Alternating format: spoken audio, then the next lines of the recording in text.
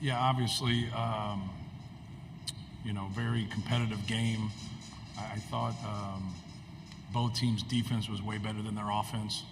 I think especially in the second half, I thought our guys did a really good job defending in the second half. With that being said, I thought NC State, holding us to 28 points in the second half, did a good job also.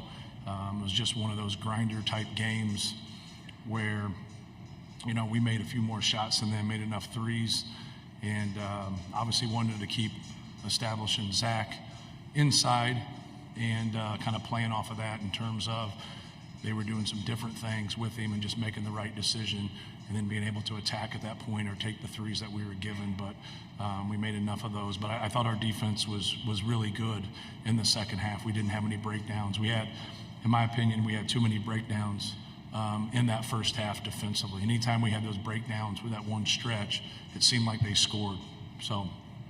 But I thought we were very competitive, that we played hard. We just didn't play great. I don't think either team played great. If you kind of look at their run to get here and our run to get here, both teams were way better offensively than you saw today. But that happens in basketball at times, so you got to give our guys credit for hanging in there and grinding one out. Really, we've grinded it out the last two games. But, when it's freewheeling and you're scoring the basketball, it's more enjoyable to watch, it's more enjoyable to play, it's more enjoyable to coach. But to win a championship and get 6 games and be able to win 6 games, you're going to have a couple games in there, a game or two, to where you just don't play as well offensively, and you got to find a way to win that. So congrats to our guys for finding a way to do that. First question for the student athletes is going to come in the front row. Second chair in. Hand the microphone to your left. Thank you. Hey guys, Arash Mandani from Sportsnet Canada. Zach, you made the decision to come back this year. To now be one win away, one game away, playing Monday night, means what to you at this point? Yeah, I mean, this game is what we've been talking about all year. The reason I came back is playing games like these. Really the reason I've been playing college basketball for 4 years. Like, you talk about this every year, and to finally get to this game is big time. And then we got to obviously keep going and keep playing. But yeah, these are the games you come back for, and these are the games that you play for, and you work and you practice every day for. Continuing with questions for the student athletes up front, Zach. Zach Brazilian, you're a post for Zach and Fletcher. Could you just, describe what it feels like to be in the title game after obviously last year losing in the first round, to come back and now, kind of bury those demons, obviously, and to be 40 minutes for winning it all? We'll ask Fletcher to take that first, then Zach. Fletcher. It's everything. It's everything we've worked for, everything we've thought about. A lot of late nights. Can't even sleep because you're thinking about it. It's been tough, but we fought, and we're going to keep fighting. We got 40 more minutes till we're national champs, so we're going to push everybody as far as we can, and we're going to play as hard as we can. And Zach. Yeah, like you said, it's a really big deal, but obviously we still have a game to play. Like no one's celebrating right now. We're going to keep locked in and keep focusing on these games plans and get back to work. Up front on the left side, Fanta. I'll go to Lance with this one. John Fanta, Fox Sports. Lance, as Coach said, this wasn't always the prettiest game. You supplied some big-time shots for your team in this one, but what does it say about this team that maybe when it's not the most glamorous game, you guys can still outwill the other team with your defense and with your toughness? Yeah, it says a lot about our team. Every win is not going to be, nice and pretty. This one happened to be grinded out. We stuck with it. They made runs.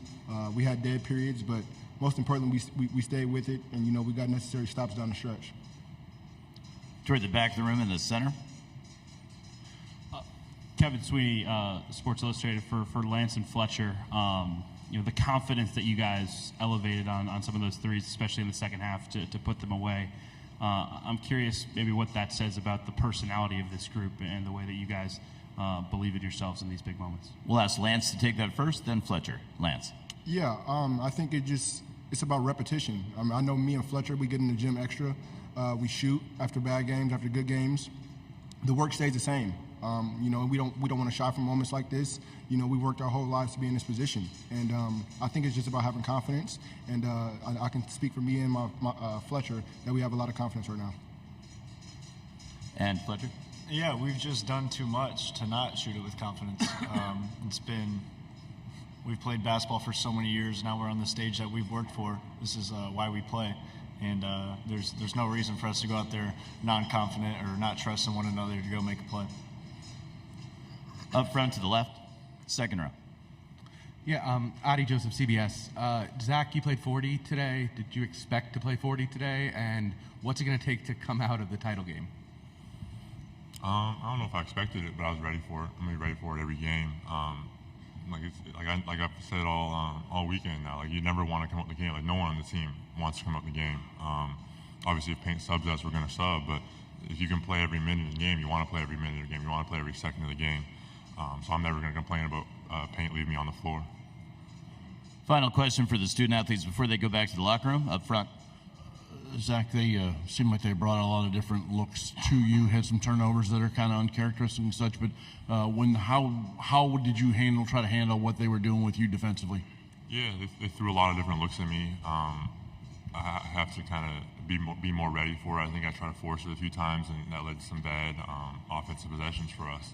But obviously, kind of just when they keep going, you kind of get the rhythm and you get the flow and you understand it. And I think towards the end of the game there, I kind of picked it up and I kind of understood what they were doing, and we kind of made that run there. Hey, Matt, congratulations. Adam Zagori, NJ.com. Just, I guess after losing the last few years to double-digit seeds, how satisfying is this for you and your guys, and what does it mean in the light of what's happened? I mean, obviously, if you look at their run and who they've beaten, Duke, Marquette, obviously Oakland beat Kentucky. They beat a good Texas Tech team that got third in the Big 12. Pretty impressive run. So for us to be able to beat them no matter what their seed is, I think they proved that they belong. And the thing that we just tried to sell more than anything is that we weren't facing that team that was 17-14 at one time. We're facing the team that's 9-0. But just getting a win without any of the particulars is worth it, right? To be able to advance. And I always talk about that, about trying to win a Big Ten championship. So everybody wants to talk about winning it. And I said, man, you got to get yourself in position before you can win one. And so it's like winning a national championship. Like you can talk all you want, but if you're not going to play on Monday, you don't have a chance. And so obviously we've put ourselves in a position, to win one. And, you got to give our guys credit, man. Our guys have been able to battle back, but they've also, been able to handle a lot of adversity. Up front to the right, Arash. Hey, Matt. Arash Madani from Sportsnet Canada. It was interesting after the Elite Eight, all the emotion, all the joy, Robbie Hummel, Zach with the explosion. Today you punch your ticket to Monday night. It was so much more muted from the guys. What does that tell you about the mindset that they have going into this and just the dichotomy kind of from last Sunday to tonight? Yeah, we talked about not getting caught up, and not jumping over the fight and being able to compete and keep our composure. And, it's when you deal with a team that's a good shooting team, sometimes when they miss shots, it's like the end of the world. Like, how can I miss shots? Like, how can I do this? We're the number one three-point field goal percentage team in the country. So sometimes our body language, just if we miss shots, we can still win the game. And obviously you want to make those shots, right? It just kind of depends on how the game flows. But yeah, it was pretty emotional to go through that. But every team who's playing has to be, has to go through that. You had one team that's been through it. They're national champs. And so they have that experience where the rest of us do not have that experience. So, you don't want to be emotional at that time and then not go out there and play to your strengths. And I thought our guys did a good job handling that. We're going to go to the center of the room. Hey, Matt. Mark McClune, 3TV CBS 5 here in Phoenix. Hey, wondering, you mentioned the offense not being what you'd hoped it would be. Given the sight lines and just the amount of people inside the arena, how much of an effect do you think that had on just the offensive flow? I don't think it had any effect on it. I thought, we had a couple over and back turnovers, just a couple of concentration turnovers. We dribbled into traffic a couple times. Zach was loose with the basketball. We work a lot with him on a crouch dribble just because he's so damn big. That ball's coming up high if he's standing straight up.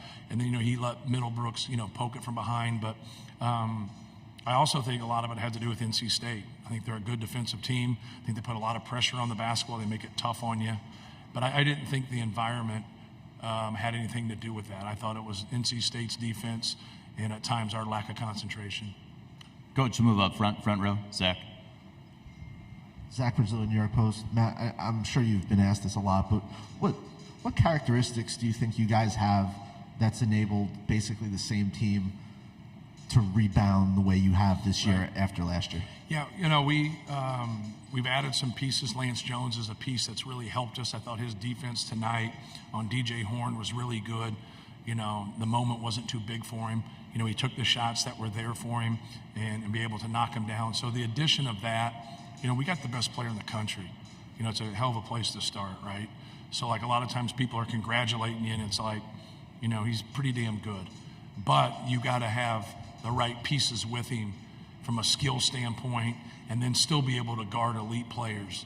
And I think we're just better in those areas. Like we had guys step up tonight and shoot like us going 10 for 25, that's our average. We shoot 40% from three. So like now if we can have games where we can get more and then shoot a better percentage, that really helps him. We got to do a better job of helping him. He turned it over tonight. Braden turned it over tonight, so we didn't give ourselves a great chance there. And that's what you want. You want that complete game, and I think that's where we've been able to adjust. We haven't turned the ball over as much, even though tonight we had more than 13. So we're now 7-4 when we have 14 to 17 turnovers, but we're 27-0 when we have 13 or less. So like keeping that number down, and why you got to like jump on that and like, have such a magic number, but doesn't mean we can't win when we have more than 13. But so far we haven't gotten beat when we've had 13 or less. Up front to the left, Fanta. Matt, John Fanta, Fox Sports. Zach Edey has become the first player in the NCAA Tournament's history to have 20 and 10 while shooting at least 60% from the floor in 5 games in a single tournament. A lot of times on this stage, we sometimes see the best players could get phased or could get rattled. Right. It feels like nothing does that to him. What are you just continually seeing from this person? Right. Well, I thought they did a good job tonight. I thought they battled him. They pushed him out some. They made it difficult on him. They forced him into 5 turnovers. But he still got to his spots. And if he can get to a spot for his jump hook or he can get it at the rim, like he didn't have a lot of dunks, kind of easy ones tonight. He had to earn almost everything, whether he was going to his left hook or his right hook, and just continue to play and continue to compete. But it's really about running things and getting in that position. If he can get there, he's had a lot of success. It doesn't guarantee he will, but the numbers kind of show that once he gets there and gets settled, he's been pretty successful. On the left side, Jerry. Hi, Jerry Palm, CBS. Braden Smith obviously had a very rough first half, didn't hit any shots, turned the ball over a lot. What kind of adjustments do you make at halftime with him to try and get him back on track? Yeah, not really adjustments as much as just try to be encouraging, to tell him, 2 of those turnovers are over and backs. Like, he hasn't done that the whole year. So, you don't know if it's just you got jitters or the anxiety a little bit of just, being out there. But, to me, you can't dribble across half court and stop, right? You can't go the other way. And so right as you're 2 feet and the ball gets across half court, and so he's a, quintessential point guard. He runs the show for us. So just trying to, get him in with good spirits and just hey, go out and play your game. Do when we run stuff, just be aggressive. Look for your shot, keep shooting. And, but no adjustments really. Obviously he didn't turn the ball over the second half, so that was good. And we rely a lot on him. So when he has a little bit of struggles, it's easier for him to get out of it because he stays out there. He plays through his mistakes.